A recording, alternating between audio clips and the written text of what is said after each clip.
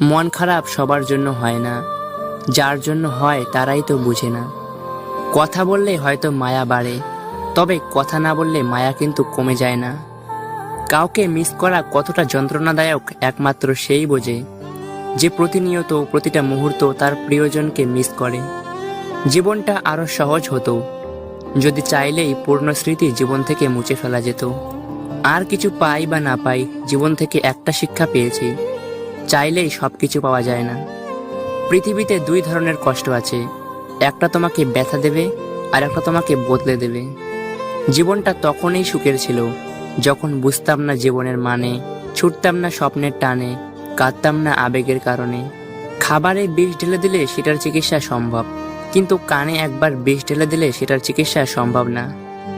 মধ্যবিত্তের জীবনে অনেক চাওয়া লুকিয়ে রাখা একটি শব্দ, থাক লাগবে না।